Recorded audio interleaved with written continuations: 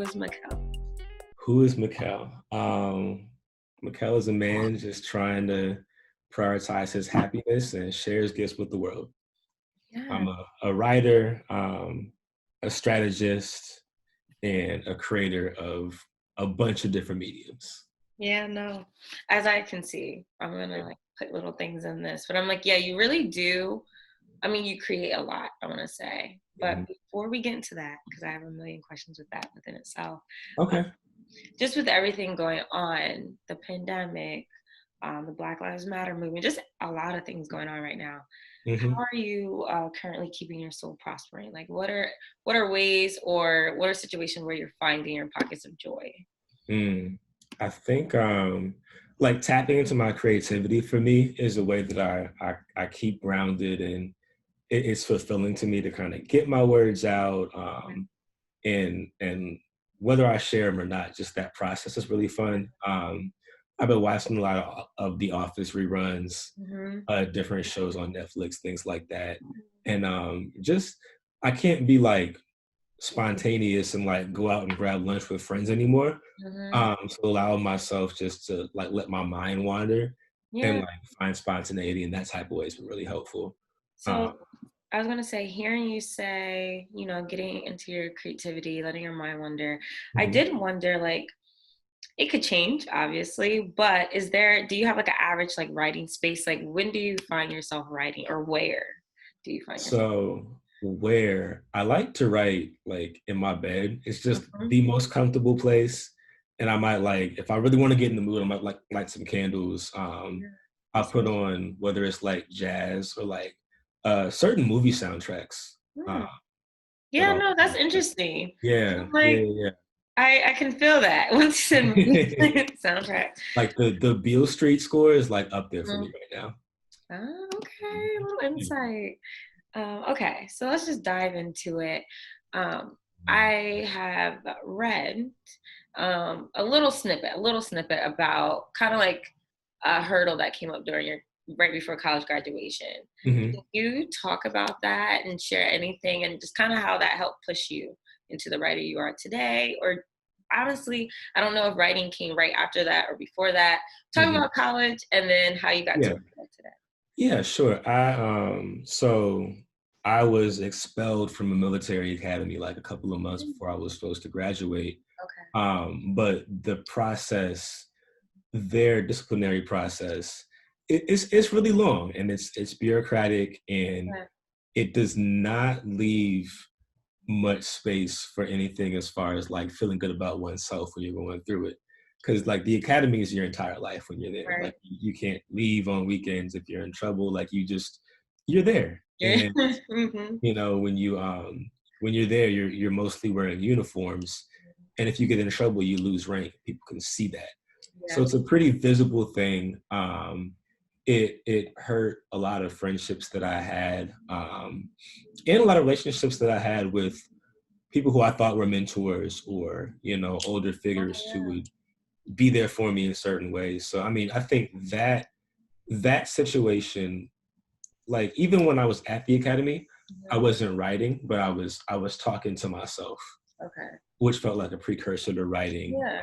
the way that I do now, right? Mhm. But I had to at least convince myself that things were going to be okay, Yeah. and just talk myself through That makes sense. that process. And even getting back home, and I had been away from home for like 4 years, and Mhm. then everyone wants to ask, well, why are you What? back, what Yeah. happened?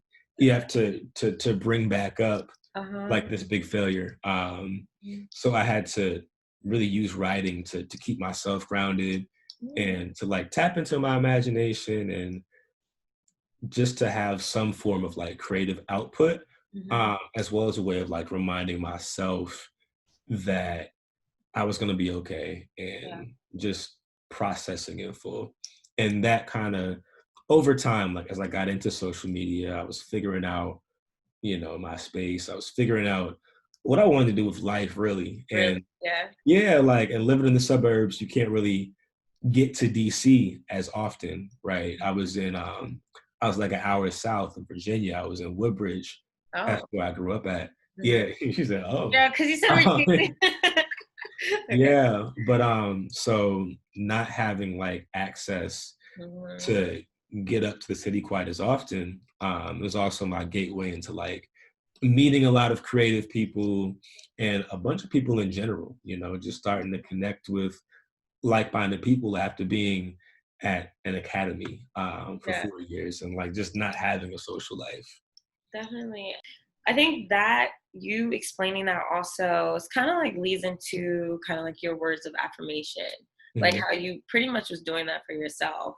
Hmm. And hi, we have you here now. So exactly. Let's talk about your first book, right? Was that the first Hmm. book? Yeah, it's my first print book. Hmm. Oh, I keep it 100. Hmm. How was it well, writing it, but then publishing it? Tell us that journey. Sure. So I knew that I wanted to write a book for a while, Yeah. but like a lot of us, I have this thing where I start things and I stop them and I don't finish. And I was like, I can't like plan to write a whole book and like not finish it. I Mhm. can't I can't feel myself on that process. So I decided to break it into like bite-sized chunks Mhm. that wouldn't terrify me and scare me out of like not putting it out, right? Yeah. Smart. Uh, Smart. yeah. And I didn't tell anybody I was writing the book until I was at least halfway through. And I'm pretty sure my then like acquaintance, now wife, I'm pretty sure she was the first person I really told. Okay. But most people didn't know I wrote about it. That I was writing a book until I actually announced like, hey, I'm dropping a book soon. Yeah, so I had already started to write, some encouraging words. I didn't even like know to call them affirmations when I started to write them. It was You just didn't. like I wanted to hear this for myself. Maybe you want to hear it too. Um, yeah, but I decided to take 100 different affirmations, some of which I had written before, and some that I was committing to writing as part of the process. Yeah. I'd take 100 affirmations Mhm. and I'd write 100 words per affirmation. So Okay. it'd be both a bite-sized book to write and a Uh, pretty easy book to read too. It's not something you can get lost in or right. feel intimidated by having to read. So I called it Keep It 100 Mhm. for those reasons, and also I really believe in authenticity, right? I don't want to I don't write affirmations for them to like sound good but feel empty. Mhm. I think there are a lot of people like have good intent and they use like certain sayings and like if you're really going through it, somebody saying, oh, it's going to be all right, doesn't really Uh-huh. do much for you. Right. And I don't like being disingenuous. I don't like saying things that to me I don't think they would help, so I really wanted to use my words to provide people with language that can hopefully like really help them to think about the world in a different way and like really impact them. So that was like the third part of the triple entendre, was that. No, now I'm talking about it. I'm like, damn, I gotta go buy another book. Not I like I'm I wish I No had it pressure, no here. pressure.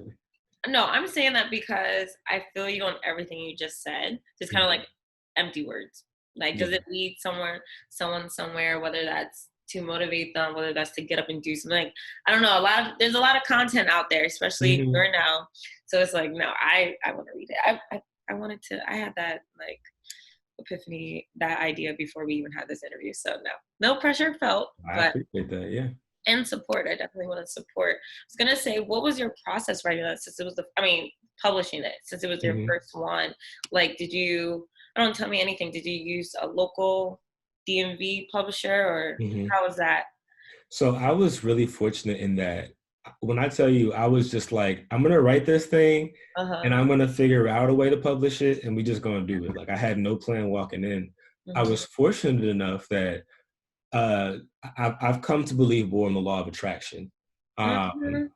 so I was continuing to like just share my thoughts, try to share positivity, and just like share my writing on different platforms. At the time, I was self-employed, so a big part of my income came from what I was able to attract, pitch and find through my Okay. online presence. So a publisher named RG Ori reached out to me and said, hey, you know, I run a Black owned publishing house in Atlanta. If Huh? you're ever thinking about writing a book, like, let me know. Now, I was already halfway through. Really? So I was like, well, we should absolutely talk, you know? Uh-huh. And that, the publishing house is called 13th and Joan, and I published my book through them. Okay. Launched with an event at Congressional Black Caucus, and I've done a few different events in different cities since then. But yeah, she has been incredibly helpful, her and her whole team. And if they hadn't reached out, I would have just self-published, and I'd probably Yeah. be on, you know, Send Space or Create Space, I'm sorry, and one of those different options. But yeah, that was largely chance, and it It all was, came together. yeah, it was a huge help just having somebody who had been through that process before. Exactly. And that's what I was wondering. Like, there's so many things that are accessible now. So yeah, people can self-publish. But Mhm. I was like, yeah, I was just wondering how did that go? And you said Yeah. Black House, like a Black publisher in Atlanta. That Hmm. sounds cool. And I'm like, it Thank, worked thank out. you. So looking back, so we had the military Hmm. experience, military academy experience. You were talking to yourself, and you started writing, getting through that. When you look back to your childhood, are there any connections, like whether it's with writing or expression in general, Hmm. like that you're like, aha, like I look back. So I'm a photographer. I do a lot of things too, but I'm a Hmm. photographer. And I look back, I always had a camera in my hand. Hmm. Didn't really not like this was the later in life thing that I realized. But did you have a moment? Like, are there moments? Yeah. So, uh, do you know what MS-DOS computers are? Um, Yes, yes.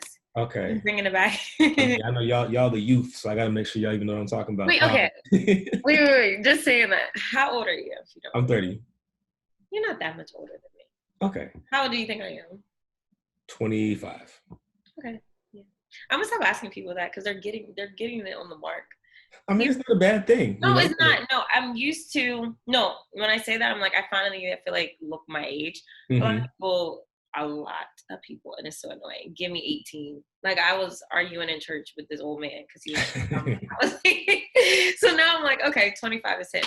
I feel Anyway, you, man. Before this beard linked up, before I had like something down here, people swore that I was like 17 for like 5, 8 years. So that's what I'm saying. I It's feel your pain. Hmm. black don't crack. We're aging good, I but know, but I want the crack so I can stop getting ID'd, you that know. too. Okay, so you But actually feel my pain.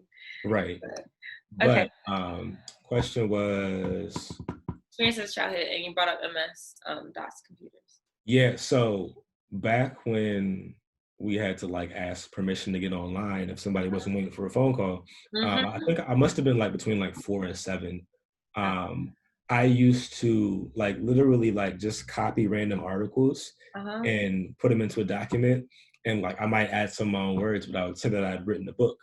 I was also like, yeah, my mother was a stay-at-home mom, and she made sure that her babies could read, you know, could speak. Like I spoke very, very properly. You Mm-hmm. know, I would even like correct teachers on how to pronounce certain words, or like my grandma, and get in trouble for things like that. But yeah, I think reading and writing have always been parts of my life, Mm-hmm. and like being able to like to just continue to learn, Yeah. tap into my imagination, and just like you got to like process before you can really communicate some things, Yeah. as a writer. So like the continuous like reflection, like introspection, and Mm-hmm. like the art of writing has always been like, it's always meant a lot to me. Yeah. So yeah. When would you say, just hearing that, because I'm less not now, but like I've been practicing like for years growing up, right? Being more intentional about what I say, what I Hmm. do, what I write.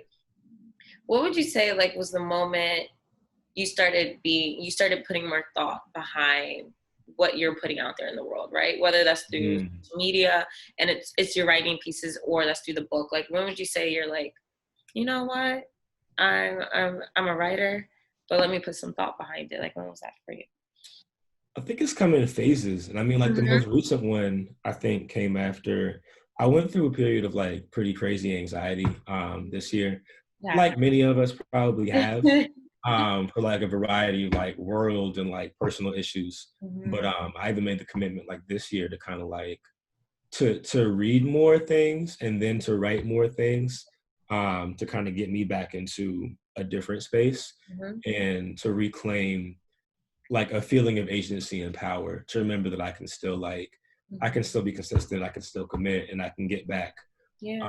to where I want to be as far as like writing consistently and, you know, sharing consistently as somebody who like, you know, like internet presence is Yeah, part of your my career. presence is definitely there. I mean, I Appreciate it. see it, but Yeah. I'm like, you're just hearing you like touch on how you were in a certain space and you got yourself out of that to be. And Hmm. I'm like, you're consistent. You're doing the damn. I don't know. I appreciate that. I don't know. Yeah. I mean, you know, I was gonna say I don't know too many writers. Like Hmm. personally, I feel like you come across the like, I come across the Instagram pages where honestly, it seems less of like I'm gonna paint a picture. Hmm. I go on your Instagram. I see your words, but I see the person as Hmm. well. There's other profiles I feel like it's a writer behind it, but I don't really know who it is. I don't Hmm. know what they're saying. Like, are they just saying this to say it, or have they Hmm. felt it? I don't know. So I'm just like, you definitely are authentic. I heard you say that, and then you're consistent. Just keep going. I appreciate that. Yeah, I'm there now, but I was wild quiet for like the first Like part of the year. I saw you though in March at Hmm. Diet Starts Monday launch. Where were you in this process? Like, were you coming out of that space? Were you still in that space? I think I was getting more aware and I was like starting to see more of the habits that were good for me in different ways that I had let go of due to anxiety, right? I was very much so, as I should have been, like focused on I got a new job like last quarter or last year.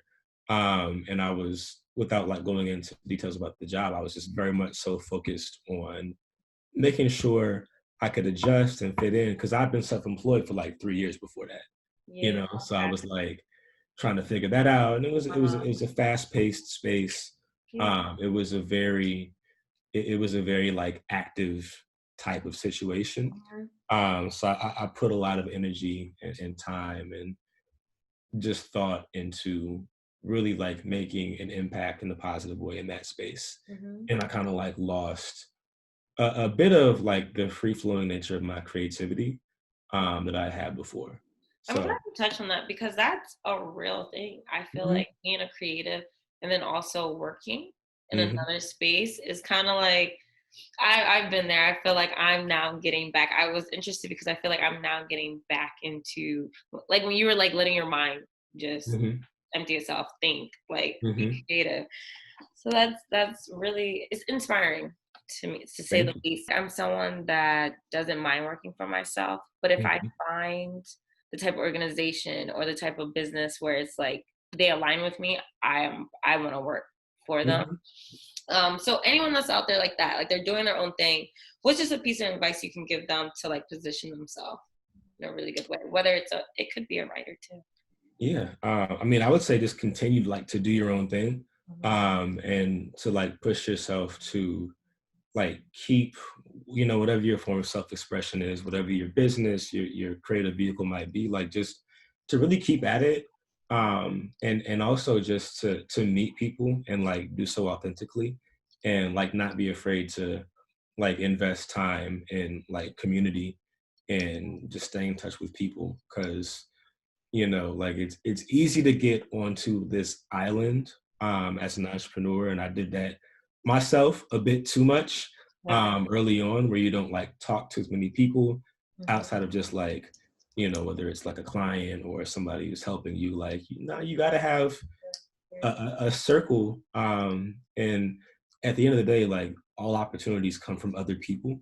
So Mhm. like just continue like making that part of your process too, and it's also just going to make things easier for you, like mentally, just Mhm. having people who can relate to you, who can support you, who can encourage you in different ways. Yeah, especially hearing you I guess I was kind of shocked, not too shocked, you never know things, but hearing you're from VA. One day did you already know people kind of in the city? Like when it comes to networking, or did you just say like there was just a shift and you just started going to more events and stuff like that? Well, I got I got my first job, and I already knew I was going to live with my parents. Like, and Mm-hmm. I knew, like, I was like 23, I wanted to Mm-hmm. live near DC Yeah. because, Woodbridge is great if you enjoy IHOP and Potomac Mills. It's a big mall, and, Uh-huh. it's not too much else happening down there. I was Right. feeling single and just trying to get to where I figured the fun would be at. Mm-hmm. So my first apartment that I got when I moved back out of my parents' house, Mm-hmm. I was in Crystal City, and I've just been close to DC since then. Gotcha. And yeah, like DC is the center like of culture and of commerce, like as far as the area. So it only makes sense. No, I relate so much when you were just, Hmm. you just kind of knew you were the Yeah, family. you wasn't gonna stay out there. Like that was a no brainer. Everyone's Especially always, like wanting to be in the fields that we're in. yeah, definitely. I think that's the thing. Everyone's always just kind of like, you didn't want to stay on the shore? It's a Hmm. pretty, no. Like, do you see what I'm doing? I'm Hmm. just like, Hmm. You can stay if you want to stay, but precisely. hmm. Where do you draw inspiration from? Like, if there's a day that you're having a block, like, how can you get yourself out of that? And I think you touched on it, just kind of like meditating. You might light a candle or something, but in other ways, like I draw inspiration from people. Like I people watch. Like, is there other ways, like when you're outside or anything, that you draw inspiration from? um I think it's for me it's less about being outside, it's more about it could be a conversation I have with somebody, Mm-hmm. and it could also just be me thinking about like things that I need to hear. Yeah. Like a lot of my affirmations are like it's talking people um out of negative feelings they might be experiencing. So it's like if I go through something, if I find myself like hitting a mental hurdle, Yeah. I'm trying to like I process so many things like internally, and Mm-hmm. it just kind of comes from that. So I might write down, Mm-hmm.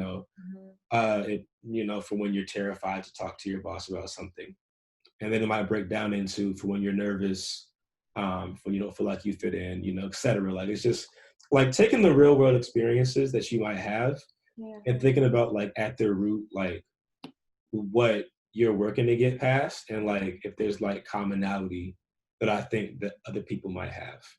Um, and then I just try to like I try to like talk like transparently about my life and my experiences too. So the things that I naturally enjoy, I like to work out in different ways. I love a good pair of like Jordan ones. Mm-hmm. I'm into like certain TV shows. I love The Office. I like Parks when and you Rec. mention when you mention The Office, Hmm. I feel like so many. I haven't watched The Office. I know I Ever? need. No. So when Oh you said it, man. I was like, do I tell him? Do I let him know? Because obviously, I'm I gonna mean, watch you got it. to confess to your audience. Like you might get judged a little bit, but Sorry, guys. Just to ask, talking about favorites, do you have like a favorite book, author, anything? Tell us some of your favorite things, mm, I or even like know. movie. So I'll start with book. So Brene Brown has this book called Braving the Wilderness. Um, yeah, and somebody, a writer and creator by the name of Ashley Ford recommended it to me on Twitter. Uh-huh. I have to read this, and it really helped me a lot with. I sometimes have feelings of just like not belonging anywhere, and I Hmm. kind of wrestle with that. Yeah. Yeah. So that book like helps me to like look at those feelings in a new way, Okay. in a more constructive, like kind of inspirational, aspirational way, as opposed to thinking it's a thing to blame yourself for, you know. Mm-hmm. Um, so that was really helpful. You asked about movies. I like a lot of movies. Right now, I love just to watch like old movies like Jews, Menace to Society, like whatever else. Yeah. That helped me just to like disconnect from like a lot of things that are happening like today. Mhm. Um, and I also like I think Denzel Washington's a favorite actor of mine. So everything from Man on Fire to Remember the Titans is like forever classic in my book. Uh-huh. Hmm. No, it's cool to know Denzel. I feel like I'm just getting to know you all the way. I feel like if I was sitting here painting everything you're saying is coming together. Yeah. Just gonna wrap things up, but before we do, what are some things that you can share stuff that that you can share. That we can plant a seed from you in the future. It doesn't have to be right now. Like, what are some things that you're working on or you want to accomplish? Like, are we gonna get another book?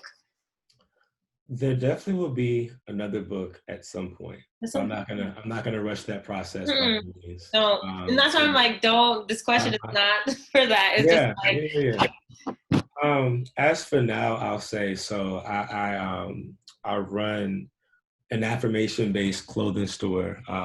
Me and my wife run this called the Love Yourself Shop. actually, yeah, no, okay. Yeah, yeah, Touch on yeah. that because I've seen that. Yeah. So we're starting to expand that some more, and just create more products and things just based around that.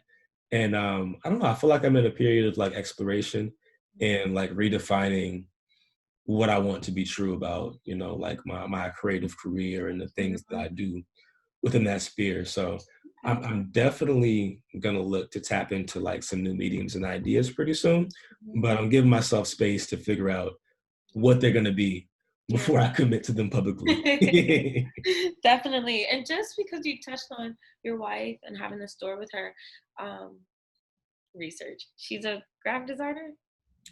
That is one of many things that she One of does. many. Okay, yeah, I was gonna say my question was gonna be like, well, do you mind touching on just like how you guys came to be in a sense, and then how is it like working with another I mean not working with, how is it being married to another creative and you guys are working together? Mhm. So can you just touch on that and like how the concept came about?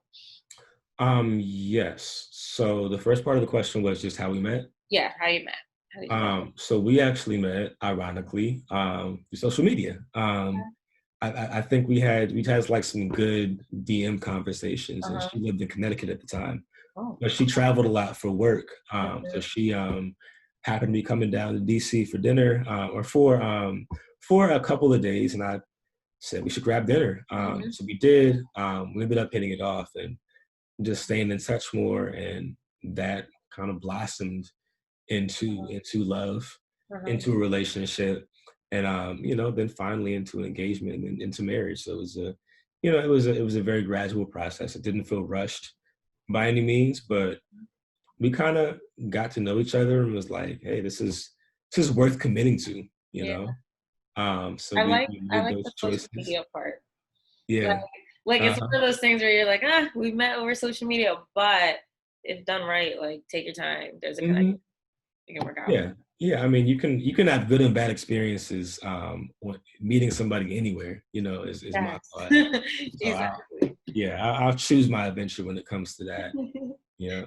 Mhm. But yeah, and we haven't necessarily been like, we didn't come into the relationship like we're gonna start all these things together, Yeah. and just it's gonna be like a branded marriage or whatever else. Like, we never wanted to do that.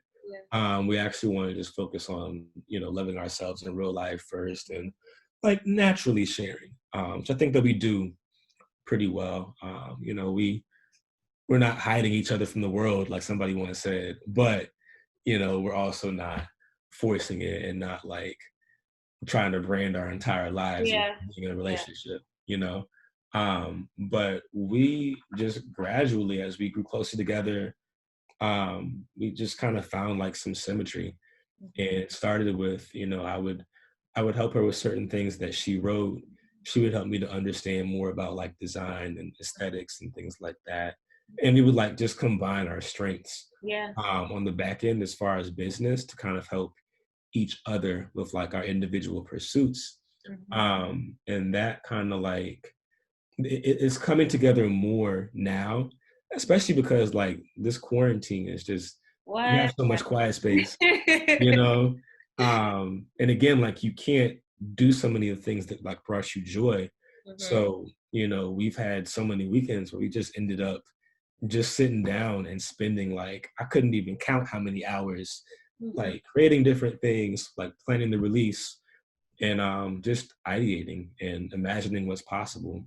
So that actually led to the recent launch of our own agency, organization. We're kind of letting it be what it's going to be, but it's called the Creative Summer Company. And it's really about, I think one of the most important things is being able to provide like Black creatives and businesses and media outlets Mm-hmm. with access to the things that they're going to need to really compete Definitely. in this season. You know, like a lot of us are just, we're doing the best with what we think we have access to, Mm-hmm. and it's hard to get everything we need. We want to show people that they can do a lot more than they think they can. You know, they can be resourceful. You know, they can make things happen in a more polished or consistent or nuanced or appealing way than they think is possible. So we want to be able to kind of feed the community that birthed us, really. Yeah, no, I'm over here like shout out to y'all because I'm glad you touched on that. You touched on everything I was really interested in. So I'm happy to I hear like it. yeah, no, it was thank you for being on here.